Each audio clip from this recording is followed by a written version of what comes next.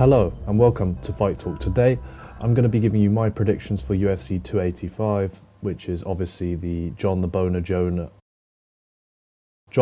Jones and Ciryl Gane card. So usually I do a breakdown of the whole card, but I've been caught up with work and certain things, so I'm just going to do the main card for this card, and then in future events I will be doing a full breakdown, all the prelims, early prelims, main card, all of that stuff. So yeah. Anyway, we start with Bo Nickal against Jamie Pickett.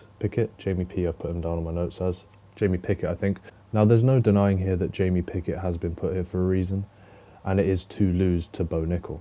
I think in the fight when Bo Nickal fought Beard, he showed how good he was. You know, he has great, smooth takedowns, and he loves to feint the takedown when he's striking, which allowed him to get his knockdown on Beard. But usually when a guy is good at takedowns like Bo Nickal is, or you see Khabib, they feint the takedown. That usually takes away the other fighters striking. Usually they struggle because they're so focused on the takedown, and then the takedown artist can land strikes. And that's exactly what Bo Nickal did against Beard. You know, he feinted the takedown so much that Beard was focused on that rather than his own striking, and then he got caught and ground and pounded out. So I can see this happening in this fight as well.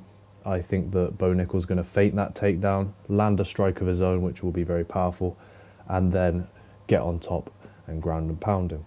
But you know, there's always the chance Jamie Pickett wins. I think that a great example of this would be when Paddy Pimblett fought Jared Gordon. You know, I think Jared Gordon surprised a lot of people. Paddy Pimblett, in my eyes, lost that fight. No hate against him. He was claiming for fight of the night. Bit odd. But no, I can see it's sort of the same situation here. They want to build up Bo Nickal. They give him an easy fight. There's always the option that Jamie Pickett comes out on top, but I think that the chances of that are rare.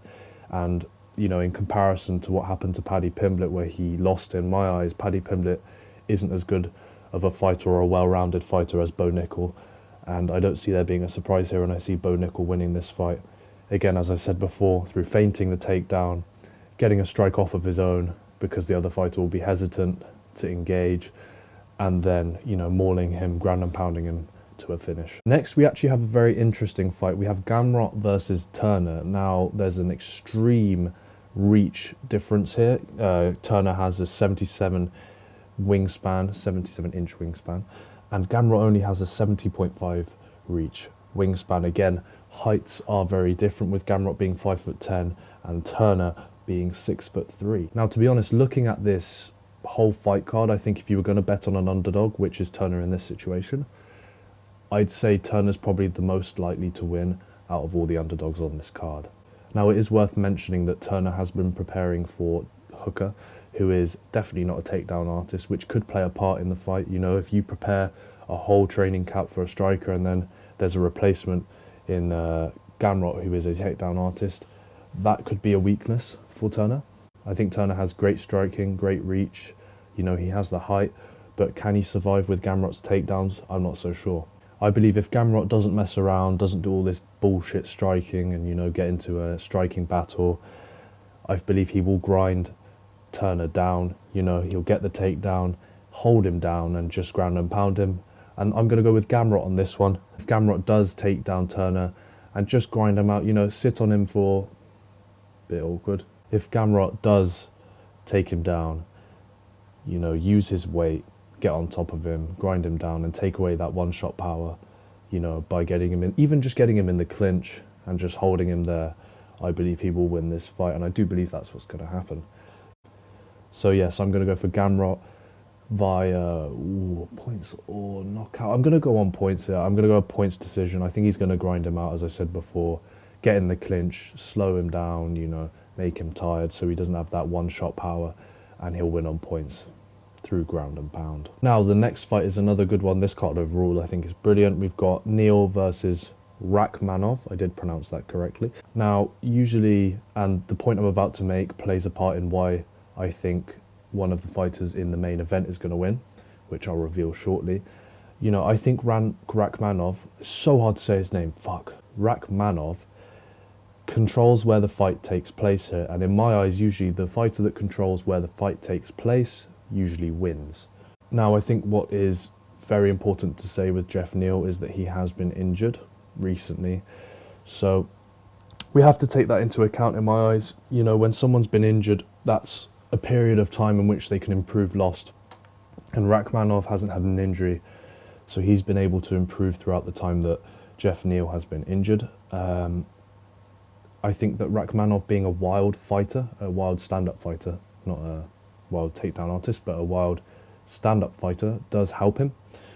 I think that will make Jeff Neal very hesitant and allow Rachmanov to take down Jeff Neal and finish this fight with a stoppage, whether that be a KO or a TKO on the ground.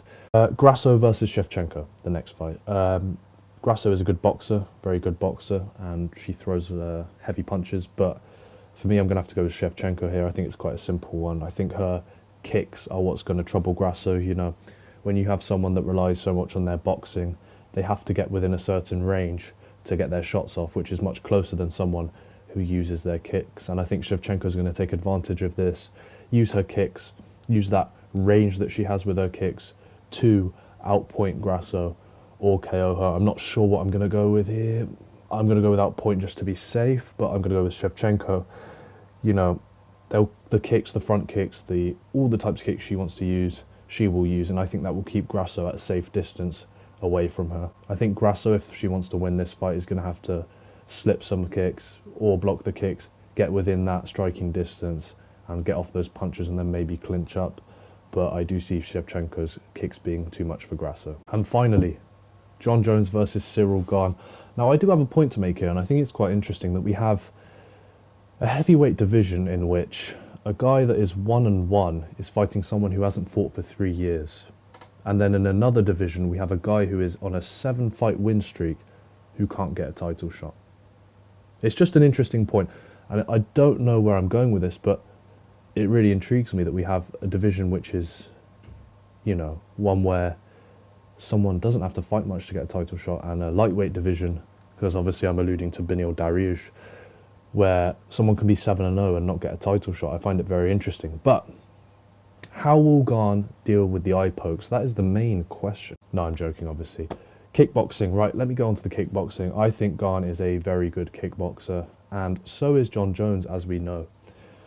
Gane has great movement, great fluidity when he kickboxes, and Jones, well, I should say did, because we haven't seen him fight, but he did, and the question is, does he still have that now?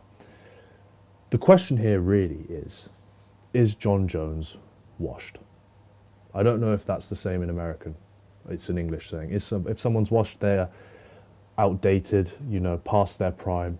Has Jon Jones still got it? Which is basically what that means for my American viewers. Now, for me, I said before that the person who decides where the fight takes place, for me, usually wins. And I see that being a big factor in this fight.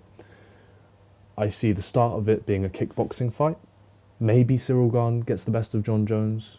Maybe Jon Jones gets the best of Ciryl Gane. But we all know that Jon Jones really controls where this fight takes. If we look at Gane's previous fight versus Ngannou, and I do know that Ngannou is a much stronger, bigger guy than Jon Jones, but he got controlled by Ngannou for 3 rounds pretty much. 3 rounds? 5 rounds. 5 rounds, pretty much. And for me, that's worrying when you're facing the likes of a Jon Jones, who I think, if it was going bad stand-up-wise, would result to taking down Ciryl Gane. You see, Jon Jones isn't one of those fighters like Chandler, who goes out there, knows they can get the takedown, but wants to entertain. Jon Jones is there to create a legacy. He is there to show he is the best of all time. And I think if he is struggling on the feet, he will, without even any question, take down Ciryl Gane. And I believe Ciryl Gane will struggle with that. Now, a good example as to why I think this is so important, if we look at the Conor McGregor-Khabib fight, and I know I allude to this a lot, but who's the better striker? Conor McGregor. Who got rocked and clipped by a strike in that fight? McGregor. And then you're thinking, why? McGregor's a much better striker, but just hear me out. Conor knew that Khabib pretty much controlled where that fight took place, right? And when you fight someone who controls where the fight takes place and is threatening takedowns, you know, like this, threatening them the whole fight, you end up focusing on that more than your own striking, which almost brings the level of your striking down to maybe the same or even worse than the other fighter.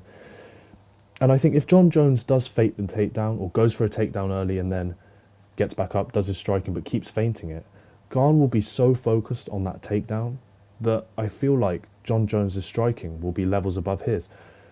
Not to say that if we look at them fundamentally that Gane is way off John Jones.